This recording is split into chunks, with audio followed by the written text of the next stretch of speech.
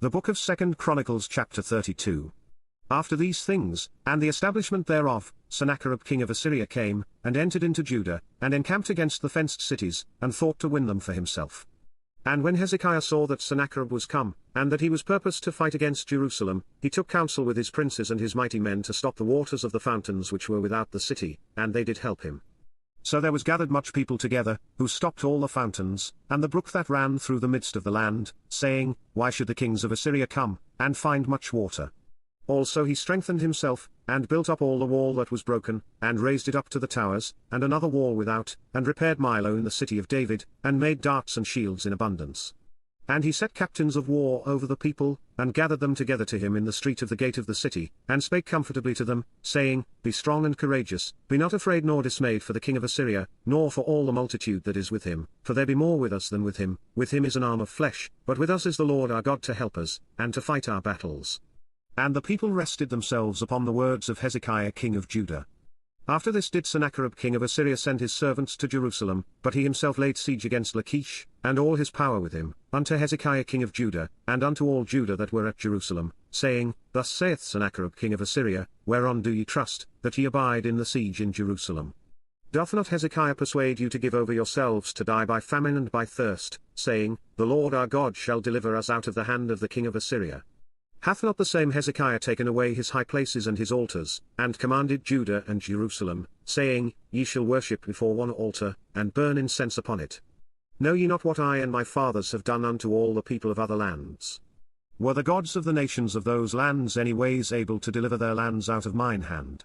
Who was there among all the gods of those nations that my fathers utterly destroyed, that could deliver his people out of mine hand, that your God should be able to deliver you out of mine hand?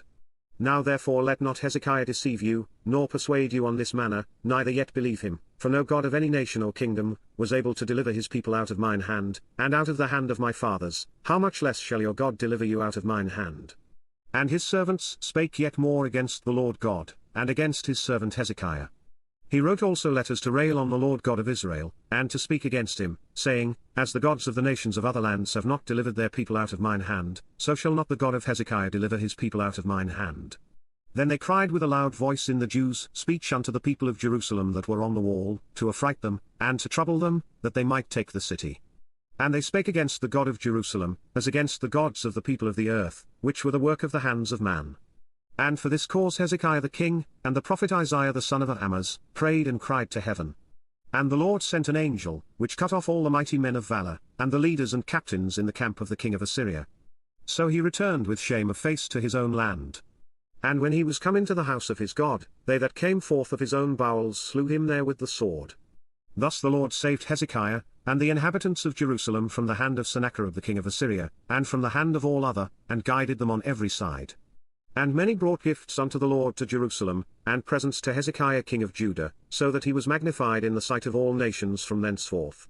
In those days Hezekiah was sick to the death, and prayed unto the Lord, and he spake unto him, and he gave him a sign. But Hezekiah rendered not again according to the benefit done unto him, for his heart was lifted up, therefore there was wrath upon him, and upon Judah and Jerusalem. Notwithstanding Hezekiah humbled himself for the pride of his heart, both he and the inhabitants of Jerusalem, so that the wrath of the Lord came not upon them in the days of Hezekiah.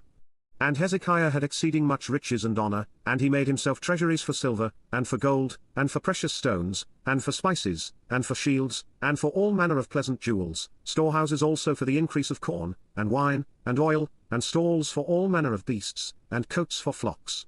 Moreover he provided him cities, and possessions of flocks and herds in abundance, for God had given him substance very much.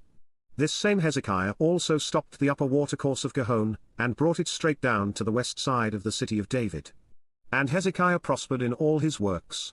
Howbeit in the business of the ambassadors of the princes of Babylon, who sent unto him to inquire of the wonder that was done in the land, God left him, to try him, that he might know all that was in his heart. Now the rest of the acts of Hezekiah, and his goodness, behold, they are written in the vision of Isaiah the prophet, the son of Amoz, and in the book of the kings of Judah and Israel. And Hezekiah slept with his fathers, and they buried him in the chiefest of the sepulchres of the sons of David, and all Judah, and the inhabitants of Jerusalem did him honor at his death. And Manasseh his son reigned in his stead.